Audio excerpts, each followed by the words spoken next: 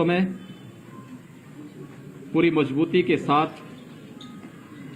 100 वर्ष की इस महामारी को मजबूती के साथ मुकाबला किया जा रहा है और उसके अपेक्षित परिणाम भी सामने आ रहे हैं। प्रदेश के अंदर भी हम लोगों ने कोरोना महामारी के खिलाफ जो अभियान चलाया है,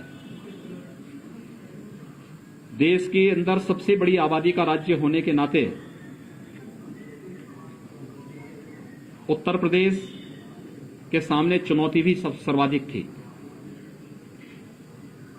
लेकिन आदरणीय प्रधानमंत्री जी का मार्गदर्शन, भारत सरकार का सहयोग, जनप्रतिनिधियों की हमारी सक्रियता, शासन के मार्गदर्शन में हमारे जिलों की टीम ने जिस युद्ध स्तर पर कार्य प्रारंभ किया, आज उसका परिणाम है कि जिस प्रदेश के बारे में आशंका व्यक्त की जा रही थी कि 25 अप्रैल से 10 मई के बीच में उत्तर प्रदेश में प्रतिदिन 1 लाख पॉजिटिव केस आएंगे और उत्तर प्रदेश की स्थिति देश के अंदर सबसे भयावह रहेगी, उस उत्तर प्रदेश ने पिछले 20 दिनों के अंदर यानी 30 अप्रैल को हमारे पास जो कुल एक्टिव केस थे, जो हमारे पास सर्वाधिक केस आए थे, पॉजिटिव केस, वह 24 अप्रैल को आए थे 38,055 और ये आशंका थी कि प्रतिदिन 1 लाख केस आएंगे। 38,000 के बाद हम लोग उसको घटाते घटाते नीचे आने में सफल हुए। आज 7,700 के आसपास पॉजिटिव केस उत्तर प्रदेश के अंदर आए हैं। एक्टिव केस के बारे में जो आशंका व्यक्त की जा रही थी कि देश में और दुनिया में सर्वाधिक होंगे और 30 अप्रैल तक इसमें बढ़ोतरी जरूर हुई क्योंकि हमारी पॉजिटिविटी ज्यादा थी, रिकवरी कम थी और 30 अप्रैल तक आते आते ये संख्या 3,10,000 तक तो पहुंची थी। लेकिन पिछले 20 दिनों के अंदर जो बृहद अभियान चला है ग्रामीण क्षेत्र में, शहरी क्षेत्र में, आज उसका परिणाम है कि पिछले 20 दिनों के दौरान 2,04,000 एक्टिव केस प्रदेश के अंदर कम हुए हैं, यानी इतनी रिकवरी हुई है और वे लोग अपने घरों को वापस जा चुके हैं या घरों में सुरक्षित हैं।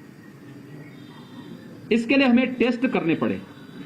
देश के अंदर सर्वाधिक टेस्ट करने वाला राज्य उत्तर प्रदेश है। 4,62,00,000 से अधिक टेस्ट उत्तर प्रदेश के अंदर अब तक संपन्न हो चुके हैं। 1,60,00,000 से अधिक लोगों को हम लोगों ने अब तक वैक्सीन दिया है। 18+ को भी हम लोगों ने लगभग 8 लाख से अधिक लोगों को हम अब तक वैक्सीन दे चुके हैं। प्रदेश के अंदर जो सबसे बड़ा अभियान चल रहा है वह निगरानी समितियों के माध्यम से स्क्रीनिंग का काम चल रहा है। वे गांव-गांव जा रही हैं, अभिनंदनीय कार्य कर रही हैं और गांव-गांव स्क्रीनिंग करने के साथ साथ मेडिसिन किट का वितरण, फिर आरआरटी की टीम वहां जाकर के उन लोगों का जो भी लक्षण युक्त या संदिग्ध व्यक्ति पाए जाते हैं उनका एंटीजन टेस्ट करते हैं।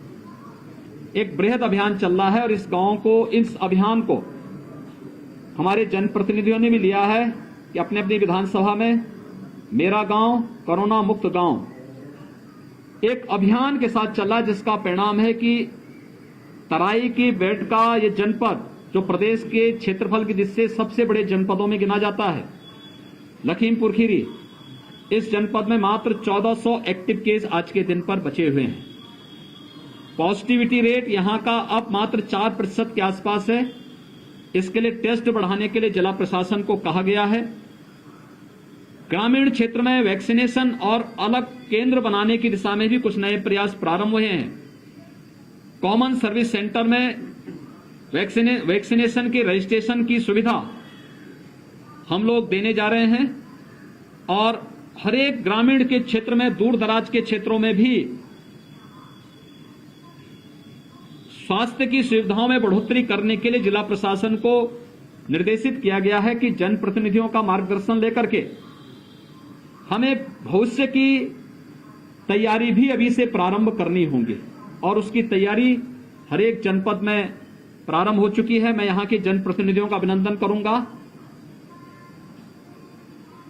कि किसी भी जनपद में सर्वाधिक जनप्रतिनिधियों ने अब तक जो मैंने विजिट किया है प्रदेश के अंदर, उसमें सर्वाधिक कंट्रीब्यूशन ऑक्सीजन प्लांट के लिए यहां के जनप्रतिनिधियों ने किया है और वे सचमुच अभिनंदनीय है।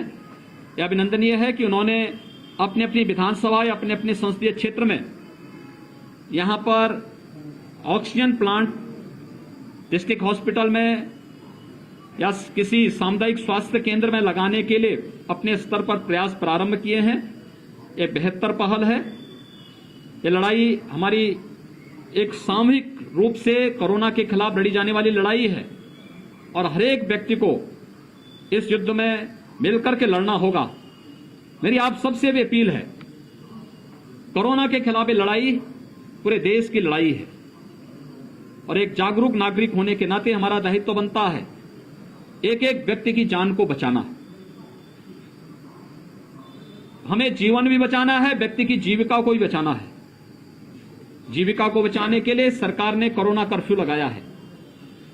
उद्योग चले, सामान्य गतिविधियां हमारी यहां पर चलायमान रहें, किसी प्रकार की कोई समस्या यहां पर न हो, इसके बारे में हम लोगों ने एक व्यवस्था की है। उद्योगों में कोविड केयर सेंटर और कोविड हेल्प डेस्क बनाने की कार्रवाई,